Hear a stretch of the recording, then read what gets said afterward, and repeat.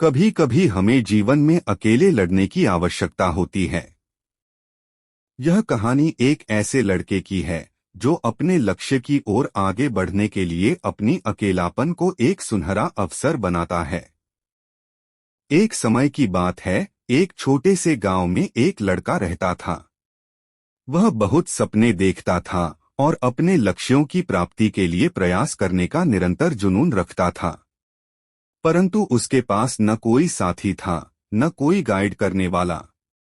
उसके परिवार में भी उसकी सपनों को समझने वाला कोई नहीं था। इसलिए उसे लगता था कि वह अकेलेपन की जंजीरों में बंद है और उसके सपने अधूरे रहेंगे। फिर भी उसने निरंतर मेहनत की और अपनी आत्मविश्वास की आवाज को बुलंद किया। उसकी इच्छा शक्ति और संघर्ष ने उसे सही दिशा में आगे बढ़ाने की शक्ति दी। एक दिन उसे अपने गांव के बाहर एक पुस्तकालय का पता चला। वह आश्चर्यचकित हुआ, क्योंकि उसे पहले कभी ऐसी जगह नजर नहीं आई थी। धीरे धीरे उसने उस पुस्तकालय के दरवाजे पर कदम रखा। वहां जाकर उसने देखा कि लोग पुस्तकों के बीच खोए रहते हैं और वहां की शांतिपूर्णता और ज्ञान के वातावरण ने उसे संतुष्ट कर दिया। अपनी उत्कृष्टता को पहचानते हुए उसने लिया निर्णय किया कि वह पुस्तकालय में समय बिताएगा।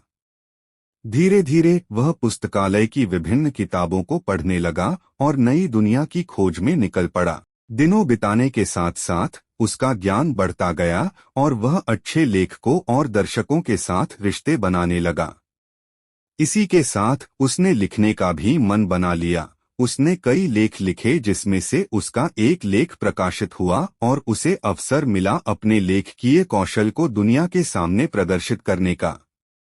वह लड़का जिसने कभी अकेलापन को एक रुकावट समझा था, अब एक प्रेरणादायक उदाहरण बन गया। लोग उसे मान्यता देने लगे और वह लड़का अपने लक्ष्यों की ओर अग्रसर होने में सफल हुआ। इस कहानी से हमें यह सीख मिलती है कि अकेलापन को एक सुनहरा अवसर बनाने के लिए